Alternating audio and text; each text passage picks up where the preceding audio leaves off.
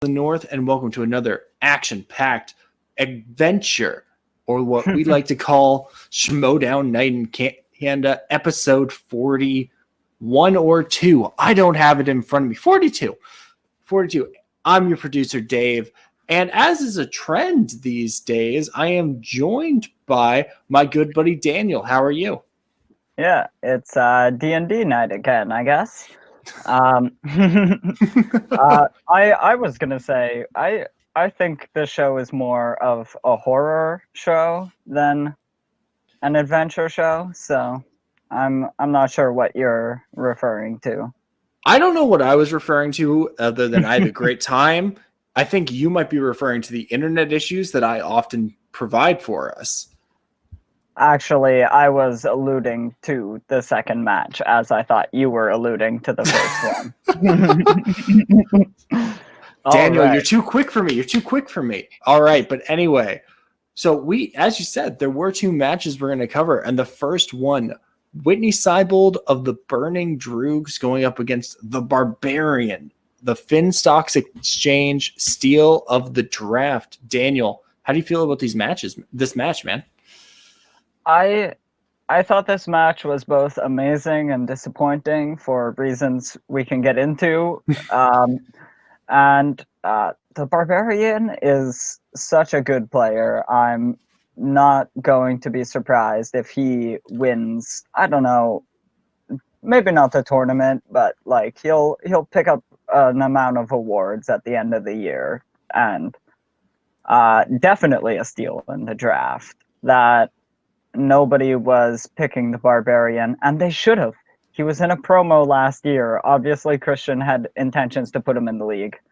Fools, all of them. But yeah, but I agree with exactly that sentiment, where this was both an exciting match and I feel like that's always the story with Whitney. They're always very exciting matches, but you just root for Whitney so much that it's always disappointing.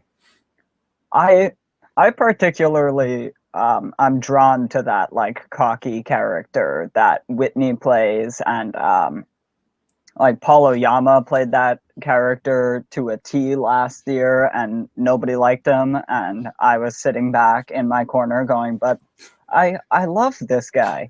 He just comes in and kills trivia and just pretends like he's the best, because look at him. He went 6-0. Yeah, you and me both, man. But we're not here to talk about Oyama. No. We're going to save that for next week. This is a preview to when the Barbarian wins the championship, and we can point back to this episode because it'll be very similar. Similar to how I had to point back to our tournament preview special, where Soda, myself, and Louie were all like, "Oh, poor Perry, poor Perry." Anyway, I had Perry as one of my upsets that I didn't end up picking. I picked the Lon Sabino one, but it like ended up between those two. I was just like, I know there's going to be a crazy upset. Which one of these?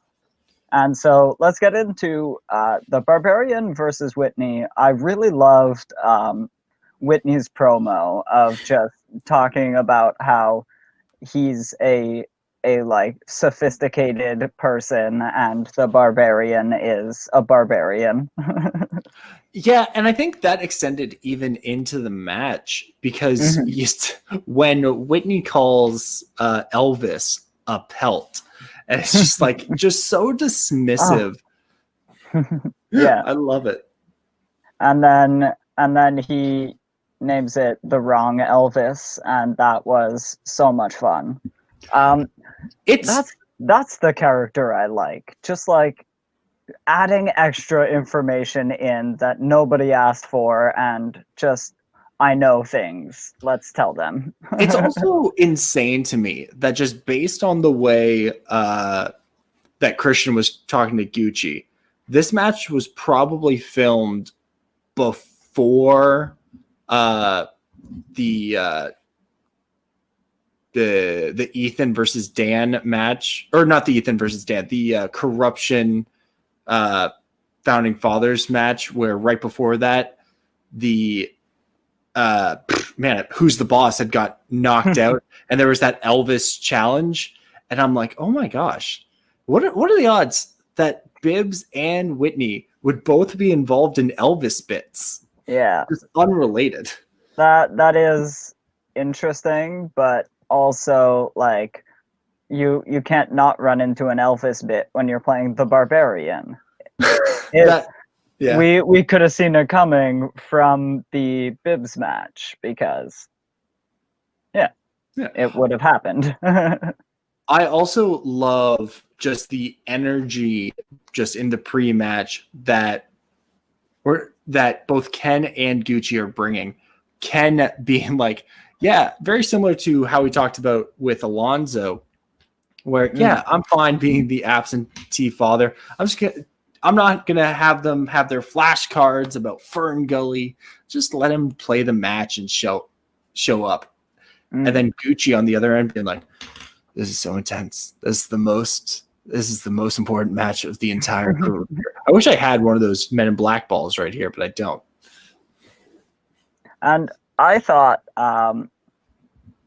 when Gucci was ribbing Ken and asking him if he knows his competitor's name, I would have just asked him who his Inner Geekdom players are.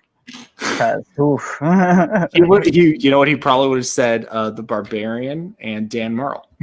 Yeah, and I mean, there's a third one, but he does not know Emily Rose's name. No, he does not. Emily Lee Jacobson. He's probably learned it. But let's get right into the match because we both obviously. I think we just have so much fun talking about these two characters, and we don't get to see enough of Whitney, I think. But the first round, both of them going 7 for 7, only missing the who directed the cop out? Yeah. Yep. They missed the same question. Yeah, James Mangold. That's who I was thinking of. That's the most fun like I have in the first round is when both competitors miss the same question and you're just like, wait a minute. Who knew the answer to this question? Obviously, whoever wrote it. Yeah, now in this first round, I noticed something, and I talked to you a little bit in the pre-show that I wanted to bring this up. Did you notice a lot more of the questions this round were, and just this first match altogether, were a lot more like riddly, where it was like this person was the first person to do this, making them the youngest person to do this. What was it for? And it's like a lot more dissecting riddles than just straightforward questions, where usually that kind of language was reserved for 5-pointers. What do you think of the changing of the question writing style, if there has in fact been a change? I think it's not so much of a change, but a diversification. Like you can ask about slightly deeper cut like questions if you provide more information. And I've noticed even the 5-point questions have a lot more qualifying pieces of information than they have had in previous years. Obviously, a context question in the movie is going to be hard and won't have many context clues, but I mean, unless you've seen the movie, then you'll get all of the clues. But then the reason they do it is so they can branch out and ask those like deep cut movies that not everyone's seen, but you can kind of piece it together. Or it also broadens the scope to allow them to add these actor and director categories with smaller filmographies, because you can ask an adjacent question. Like I really liked the Oscars question. Was it in this match? Yeah, where it was just like such and such a movie was nominated for 6 Oscars and it lost all of them to this same movie. What was it?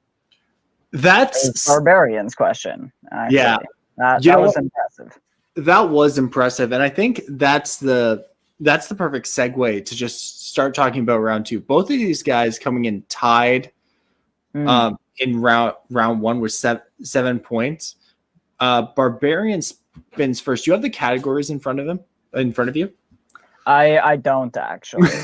I know do he know. lands on Oscars. He spun away from Scorsese first, and the reason I remember that is I find it very interesting that on the wheel, it's just Scorsese, where someone like Steven Spielberg gets both names, or Quentin Tarantino gets both names. Was like, Martin is too long to put on the wheel. It's just Scorsese.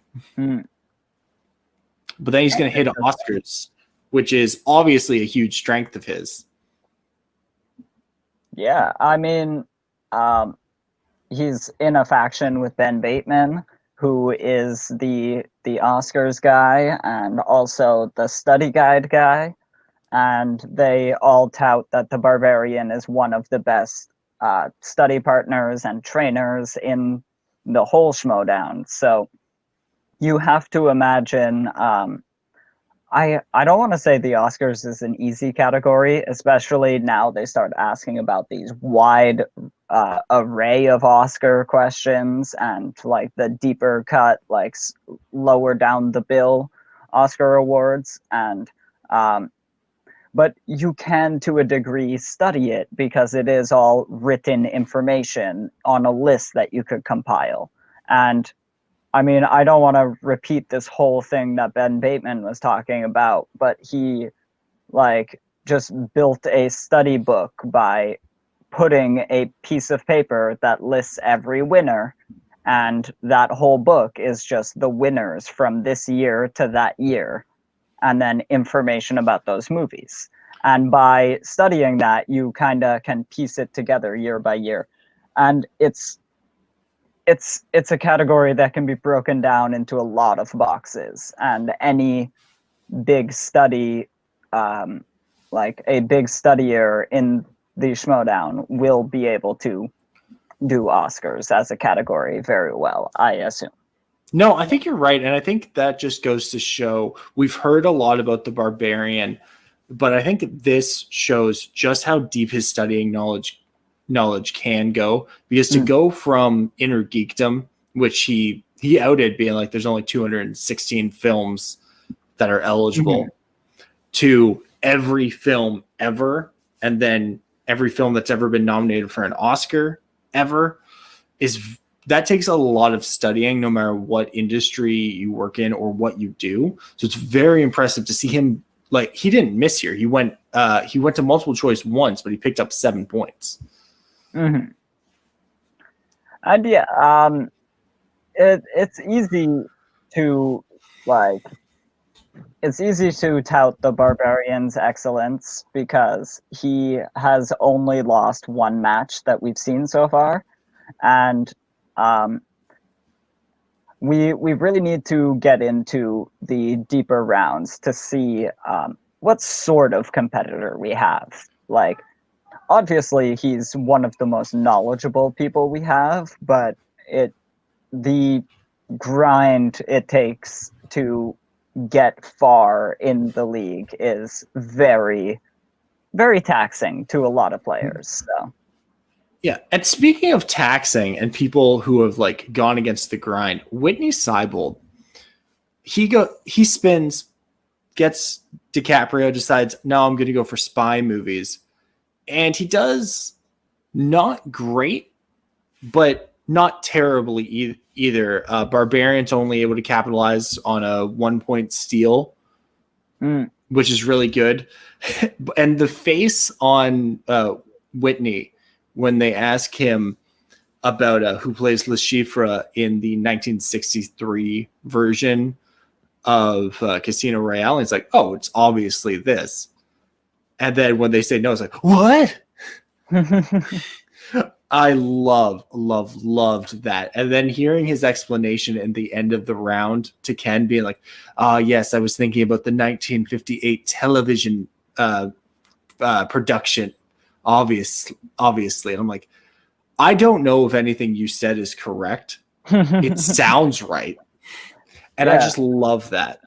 Also, if that is correct, does that mean they made Casino Royale at least 3 times at this point?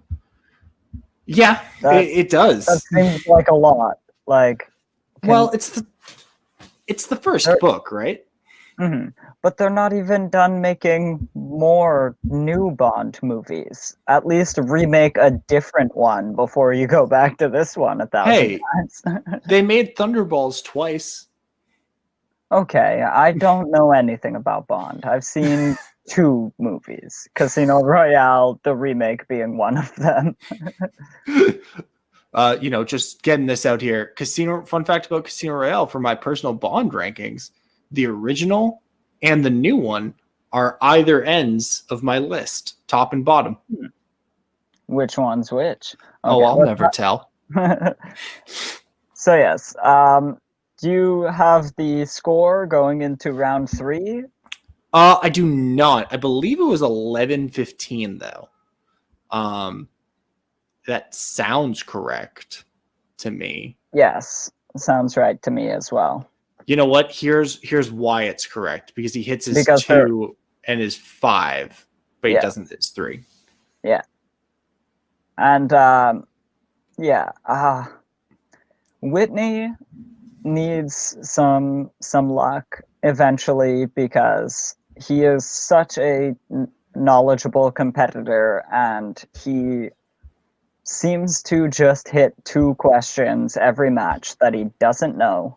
They're just outside his field, and it seems to sink him all the time. This is why I think Whitney is a great teams player, because he has just this wide, and we've talked about it now. Barbarian ends up winning it for the faction because Whitney, just essentially because he doesn't hit his 3. And the Barbarian's going to win it with answering his 2 and his 3-pointer. Mm-hmm. But the fact is, Whitney is such a knowledgeable guy, and you see that in the round 1 play, and you see that in the round 3 play, especially because if you are with Alonso, well, and he is, you only really need to hit one of your questions, and odds are he'll know the other one. We saw that in all of the Deep 13 matches. We saw that with Alonso's free-for-all performance and his match against the Kid. So I think Whitney really should. And you know what? Shout out to the interview Louis did with Whitney earlier this year, where Whitney said he really doesn't have a lot of interest in singles. And I think it shows here. He's got so much knowledge and so much points, but he just can't deliver where he's had a lot of success in teams. Mm-hmm. And I mean, yeah, he actually has had quite a bit of success in teams, barring like their loss this year, which they, again, like every time his team loses, the team opposite it has to make a record scoring like match to defeat them. And not that like the Shire Wolves critically acclaimed was a record-setting match, I don't think, but No. like it is so tough to beat any team that has Whitney on it, and he would make an insanely good like second player to any of the like top tier competitors that we think about. You could break up Founding Fathers, Corruption, Shazam, even Final Exam, and pair most of them with Whitney Seibold, and they'd still be a championship team. I really feel, and this is just assuming that Whitney cares enough to not be signed with the Droogs again next year, I think the Dungeon is somewhere that could really take Whitney and team him up with someone like a Vinny or a Owen.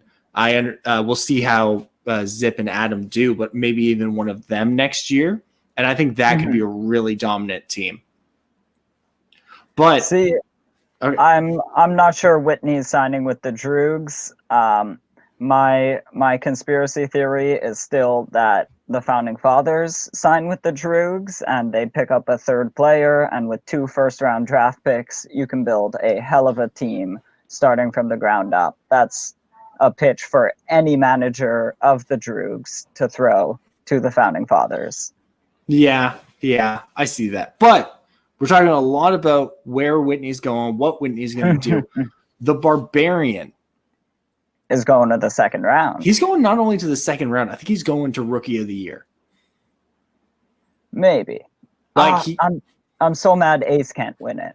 I know. He played one team's match several years ago in a different era. But it's him or it's Goddard, and he now has more Inner Geekdom wins and more singles wins than than Goddard does. And who knows what's happening in the teams tournament. I would love to see the Barbarian in teams. I don't think we're going to get it this year, but I would love to see it. The rumors are out there. The Schmoedown lurks. But I really do believe it will be Founding Fathers in the tournament. I think it's kind of ridiculous to think that it's going to be like Dan and the Barbarian or Ben and Roka. But Barbarian is going to be either playing James White or William Bibbiani. How do you feel about his chances there?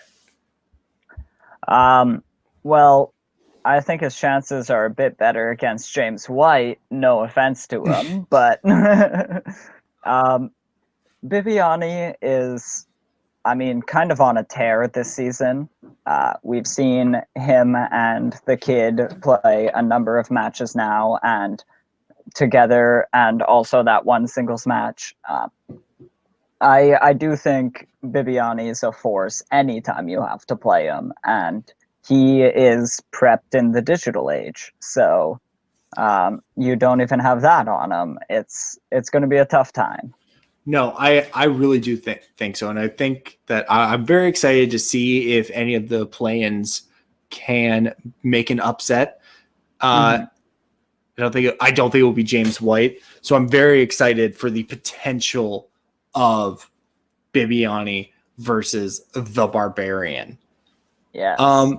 Do you have any final thoughts on this? Yeah, I was just going to say, if the Barbarian somehow does beat Bibbiani, he guarantees Rookie of the Year, and he probably wins the tournament.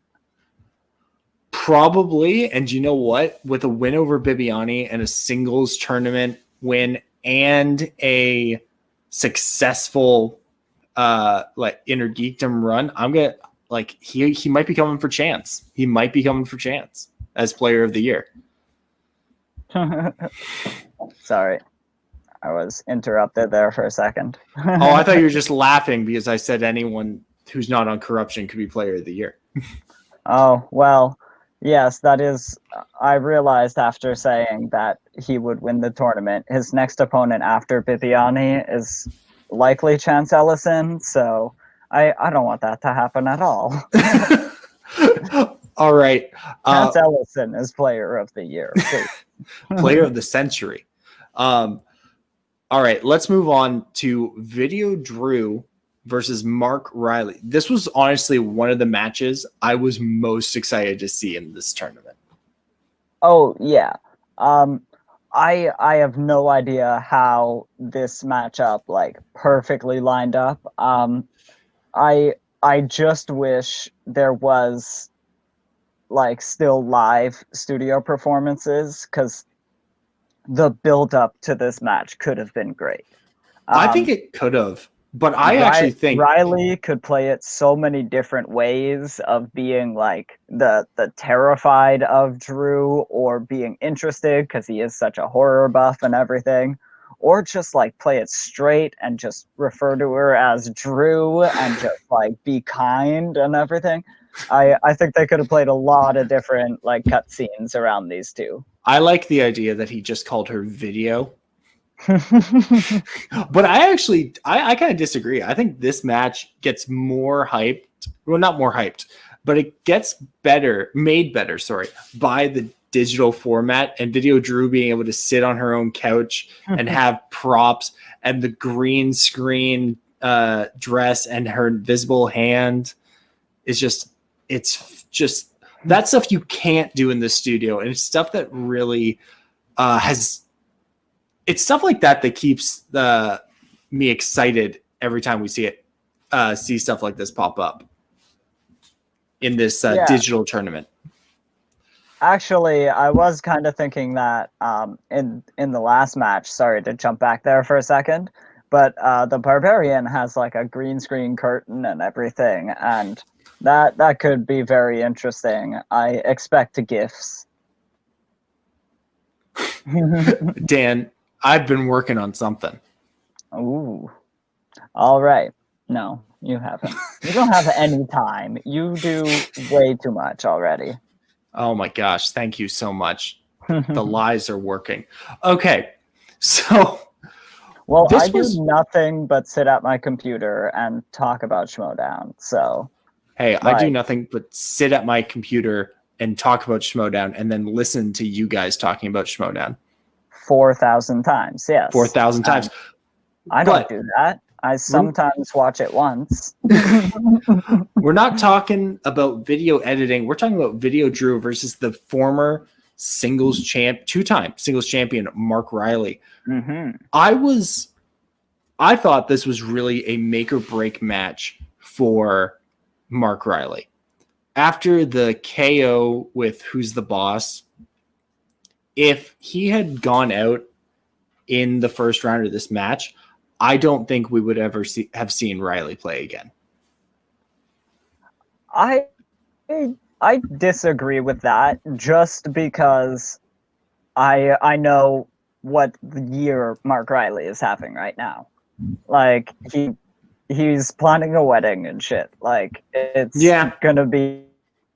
It's extra, and then it was all interrupted by this pandemic, so you kind of double up on a bunch of things. And Mark Riley is the type of guy who could pull a Dan Murrell, and he might have retired, taken a year off, but he would definitely come back because all his friends talk about Schmoedown incessantly, so he can't get away from it. That's very true. And you know, maybe I am being too hard and I'm just listening to the haters too much, because I do love Mark Riley. You're becoming Lou. Oh no. Don't do it. No. The beard. But you're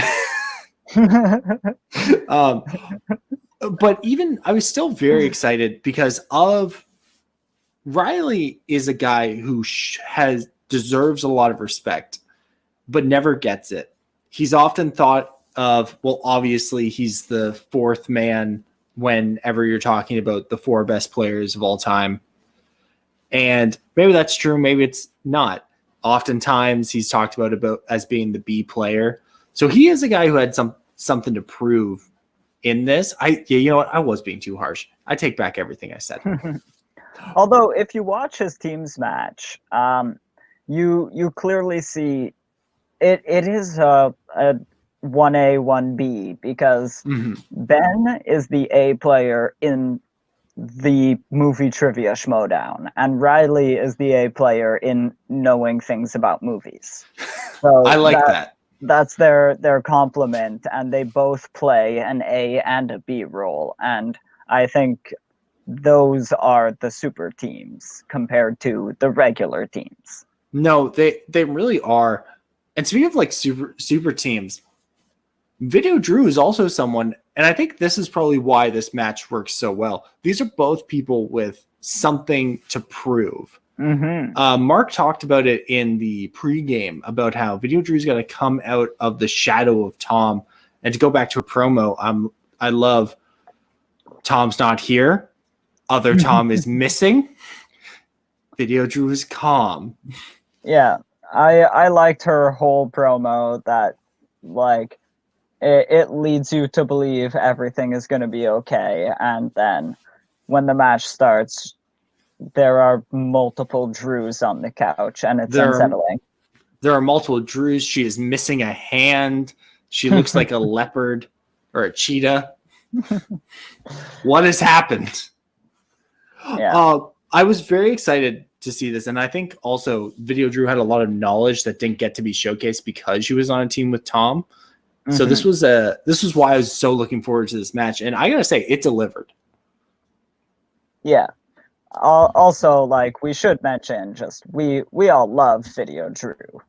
Like, it's so fun just to see her play any match, and Honestly, I hope we get that horror exhibition because, like, it would be so fun to watch her and Riley go at it. it's stuff like this where I hope that, I don't hope COVID's still here this time next year. But worst case scenario is we're still all doing online format. Mm-hmm. I want same thing, massive 36-person tournament, but I want a losers bracket as well. I would love to see, like, I think seeing Whitney and Video Drew in this really reminded me, oh yeah, I love these guys. These are fantastic players. And Whitney's going to be in the team's tournament, as was announced by Ken at the end of his match. But the unfortunate thing is we're not going to see Video Drew again this year. Yeah. Because, I mean, there's always the possibility. We, today, when we're recording, it was announced we're getting a Janine versus Warfather match. So there is a possibility for other matches in those in-between times. Undercards, there's going to be some downtime before Spectacular, all of that. And Video Drew draws an audience, so why wouldn't you grab a match with her? See if a couple of 0-1 teams can, like, even out their record before the end of the year. That actually seems like an idea. Yeah, that sounds great. And you know what? Let's just get right into the match, because this was a surprising round one for me, but it was also a very exciting round one. Mm-hmm. I kind of like was I was prepared for it to end 5-5 as it did. I also was prepared for it to end 9-9 because I know Mark can turn a game around, and when he sets his mind on it, he's one of the best players ever, right? Mm-hmm. But also, Video Drew has been studying since, like, last year. I believe she hasn't put down a trivia book or a television screen since. So it even while I don't know if she drove to California exactly, but I assume I envision her driving to California while watching movies, even though that's dangerous and do not do it. Don't do that. I thought, like your GPS tablet, you can put DVDs in there if you try hard enough. Trust me. Jesus Christ. It going 5-5, I think, was a really interesting thing. And we got a lot of those. We got a good mix of Mark gets this one and Video Drew would get another one that, and they'd miss each other's, but then they'd both miss. And I was convinced at the end of this round, just usually when a game is like 8-8, 9-9 at the end of round one, I'm like, oh, we're going to go to overtime. And when it was 5-5 at the end of round one, I was like, this is going to be the longest match in Schmoedown history. They are not going to end.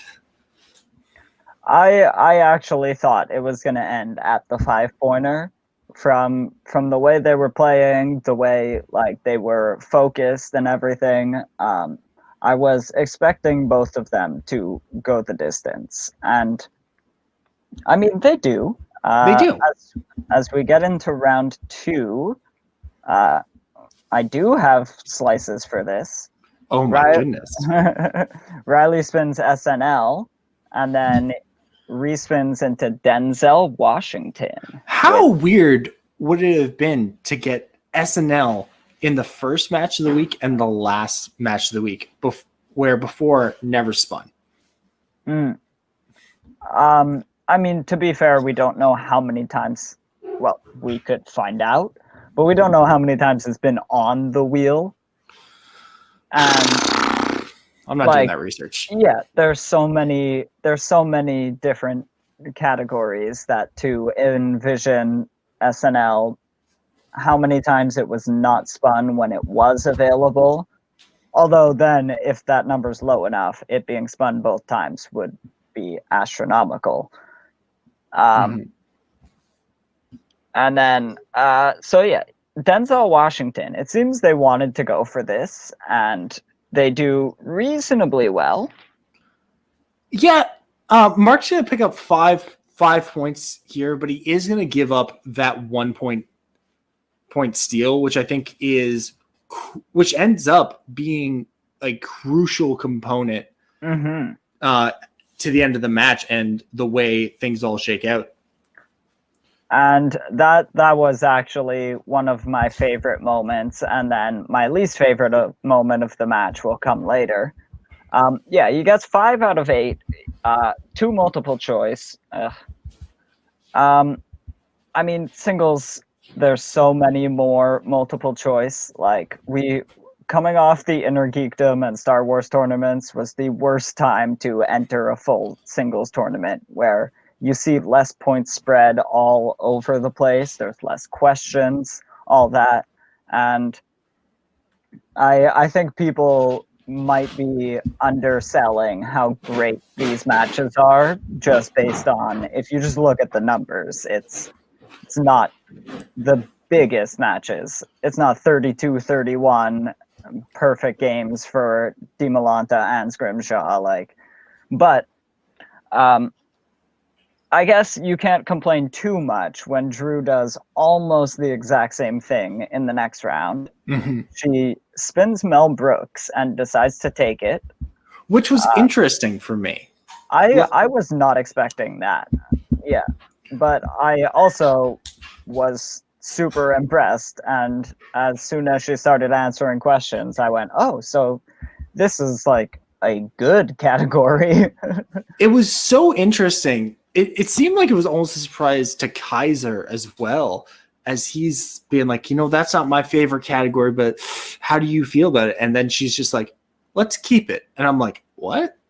Yeah, I mean, I couldn't tell with Kaiser because he will give his opinion on any category, Now, even if it's the one they're about to take. you know what? I think we should all echo Christian's sentiments from the beginning of the match, though, which is the moment you say, I've figured Video Drew out, is the moment you are truly lost. Who are Oh yeah, we? I mean, I thought I figured it out, and then her puppet had 2 other faces, so I was just like, "Well, we're done here. Yeah. It's an enigma." 5 out of 8, Riley doesn't get Drew's steal, Mm-hmm. and the round ends 11-10. And Which, yeah, even well, more than like Perry beating Mike, Video Drew being up in the third, going into the third round, was mhm. as shocking to me, just because of not because Video Drew's a lesser player, but just because of the pedigree of Mark Riley. Yeah, and I mean, it's tough because um, the points are exactly the same. That's Mm-hmm. pretty cool. It was 11-11 in that game, and it's 11 here, and then 10 for Riley. It could have been 11-11s all across, but um, the reason my most disappointing moment happens here when Drew just misses the 2, and um, I like to get that 1 point lead and then to drop it going into round 3 Mm-hmm. is the worst, like the most deflating thing that can happen in the match. You have all the confidence and the momentum, and then Riley hits his 2. This is the first like serve back, and to immediately reverse a 1 point lead and give it to your opponent puts you on the back foot. And now no matter how many questions you answer going forward, you can lose the match. Yeah, that's 100% right, and it's unfortunate. Riley getting his 2-pointer was massive because I think getting that and just bouncing back after neither one of you had a great match round 1 or round 2, good but not great. The confidence, I think, is so you're on a tightrope there where if you miss your 2-pointer, and I think we see that a little bit with Drew here, and I think we saw it with Robert earlier this week. If you miss your 2-pointer, it can be so deflating because I just missed the easiest question. You know what stat I do want to go look up now? And because I wonder if this is the worst lead in Schmoedown, the 1-point lead. And I wonder now, kind of like the 3-goal lead in hockey is the worst lead you can have because you get comfortable, but the comfortability is good in the Schmoedown. Having a wide lead is great. And I think a 1-point lead is a very tough thing to juggle. The intensity of those matches is so high because any missed question in that last round is, well, actually, you're being sent home for the rest of the season potentially. So yeah.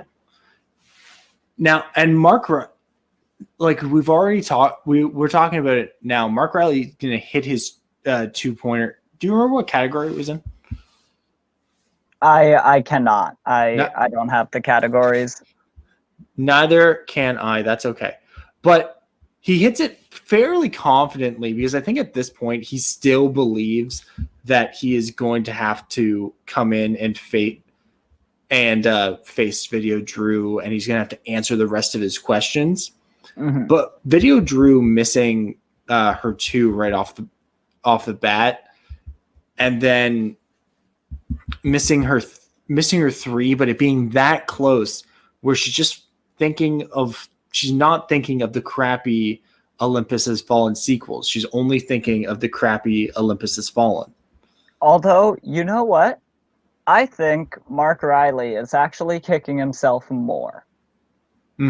Because if he had taken that multiple choice steal in the second round, and you know how competitors and you get into your own head about anything.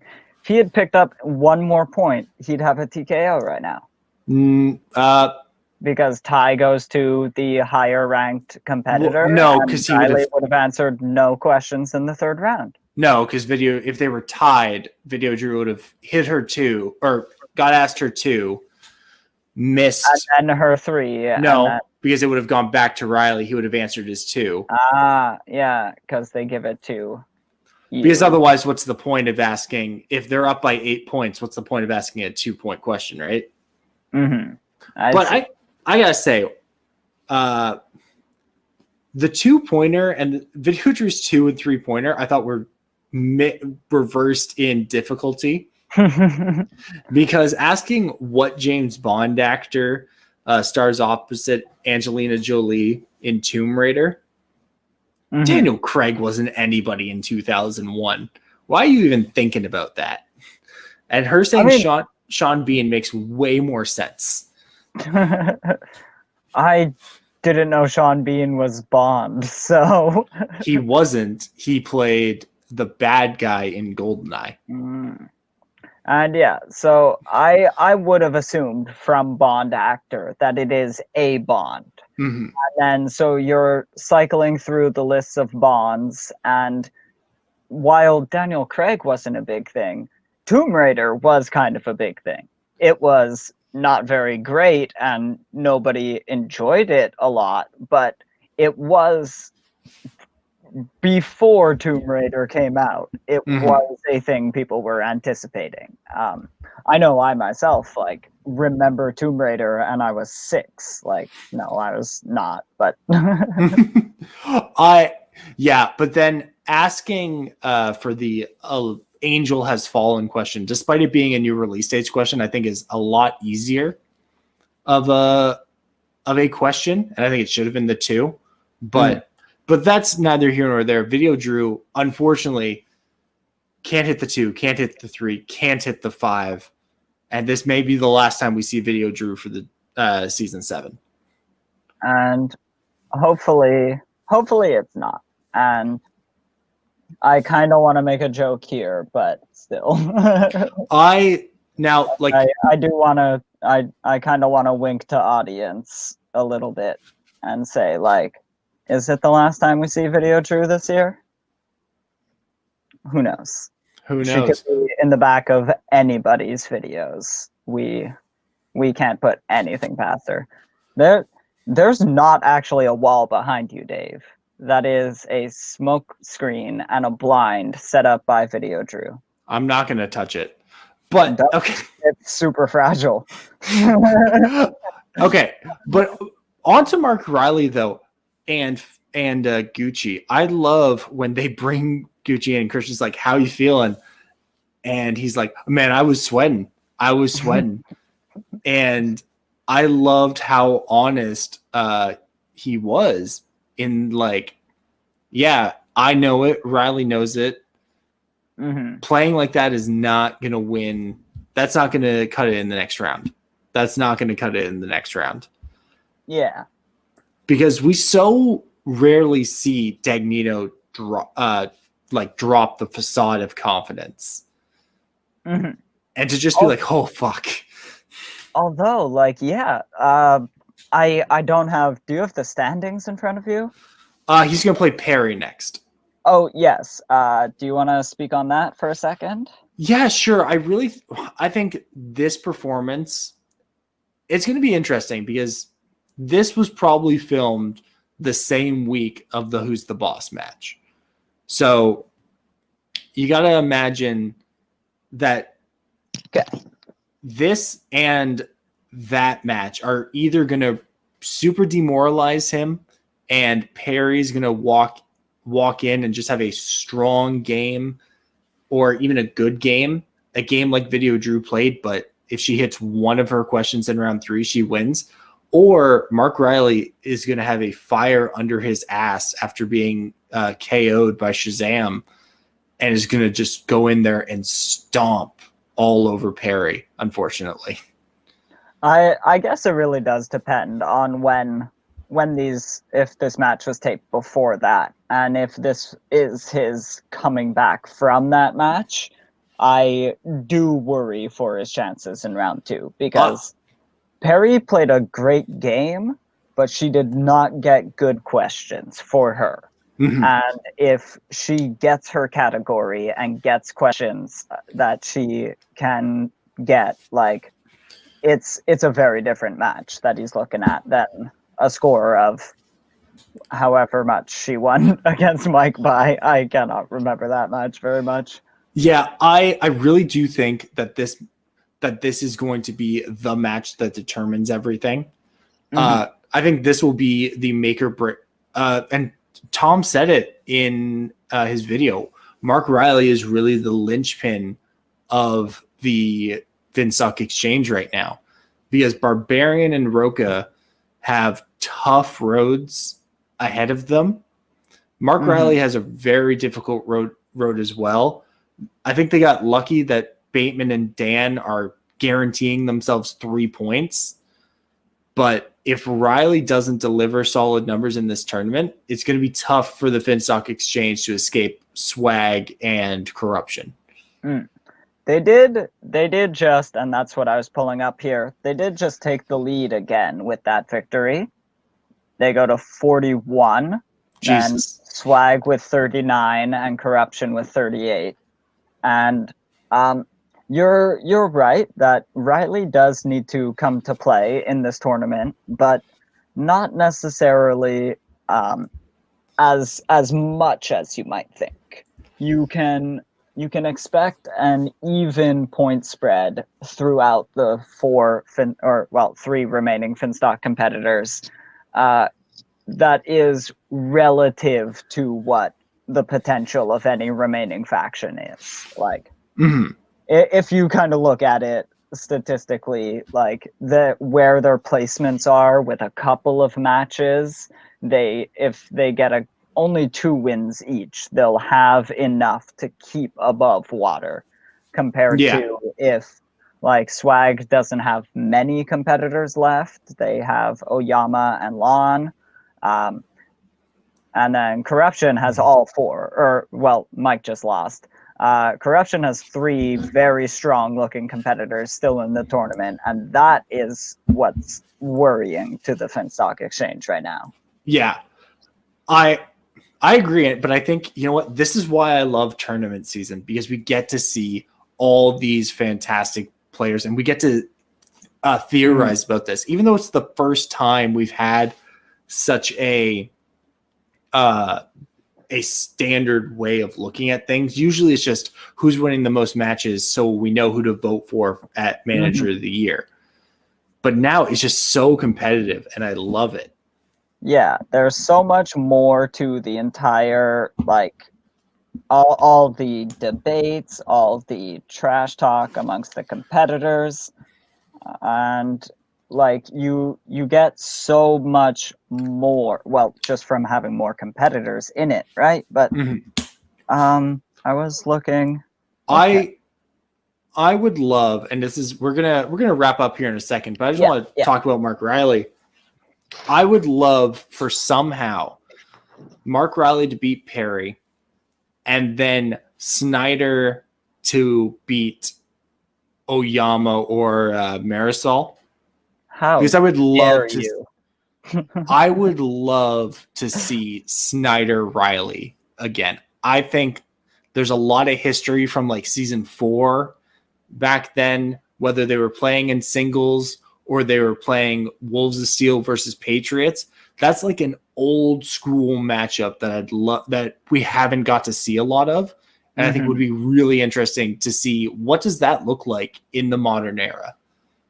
That is an interesting matchup. And honestly, any of those competitors is going to be interesting for Riley if he gets past Perry.